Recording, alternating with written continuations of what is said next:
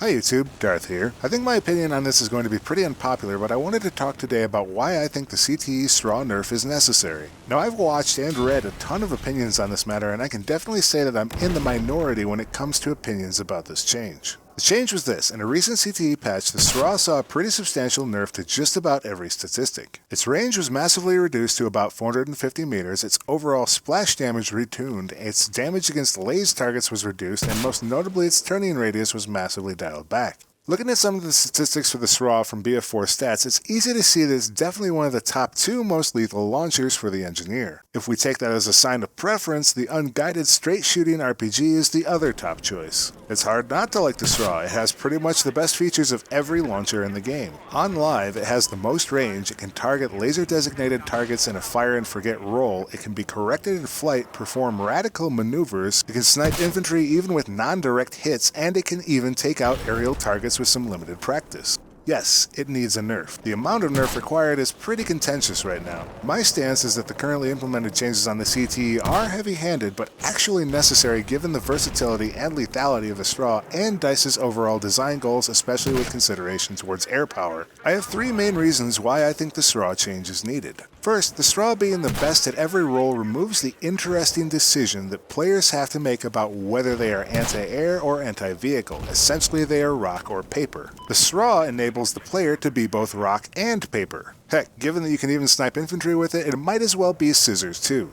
Why would one even use an SA-18 or Stinger when one has to land 3 to 4 hits when a trained player can just as easily fire a single SRAW? The SRAW kills aircraft instantaneously and has no warning unless the pilot is looking directly at that player. Second, I think the particularly sour note players have about the SRAW changes is that it severely curtails the anti-air capability of the SRAW. This says to me that the problem is not that the SRAW has changed, but that the only reliable way people feel they can get a kill on an air vehicle is with the SRAW. Keep in mind that the SRAW was changed during DICE's overhaul of core air gameplay. This means that there are likely other changes coming to the infantry versus air game, and DICE is already looking at improving the mobile anti-aircraft so it can do its job better. Third, for attack helicopters to be viable in a non-orbital role, the threat level of flying as close air support has to be reduced. The SRAW is an easy candidate to target for this purpose because of its ability to be corrected, even wildly, and its instantaneous lethality. Yes, the SRAW suffers for this change, but the alternative is to accept an attack helicopter that is buffed against every threat, for example, it being given more hit points. Otherwise, we have an instantaneously lethal weapon with no warning and a blind spot that covers about 290 degrees of any helicopter. I haven't even talked about its effectiveness against infantry, which should speak for itself by this point from the gameplay in the video. Now, the arguments that I've seen against nerfing the SRAW are usually one of 3 things. Either the SRAW is a high-skill weapon, it's high-risk reward, or it's unnecessary since the attack helicopter post-physics change is fine without the SRAW nerf. While I don't deny that there is some practice required to attain a perfect shot with every SRAW rocket, engineers can get up to 7 tries with the anti-tank field upgrade. It's not really about skill at that point, but simple law of averages with a high-capability weapon.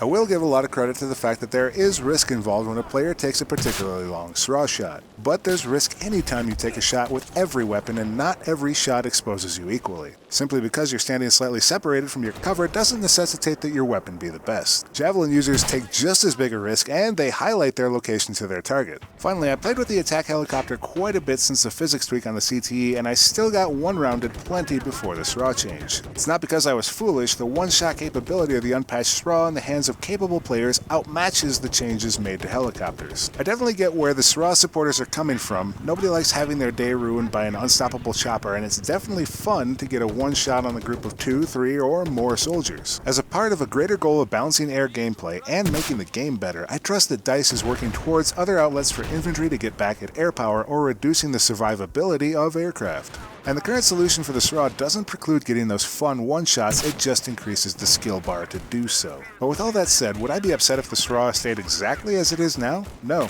not at all. It's not a god weapon, but it's exceptionally good at pretty much everything. There may yet be a middle ground somewhere where we can all be happy-ish, and I definitely want to know what you think. Does the SRAW nerf go too far? Would you buff the attack helicopter or other launchers to be more competitive with the SRAW's current stats? Is there some other awesome solution? Definitely let me know in the comments below. But that's it for this video. If you're new around here, please check out my channel and consider subscribing. As always, thanks for watching, and I'll see you next time, YouTube.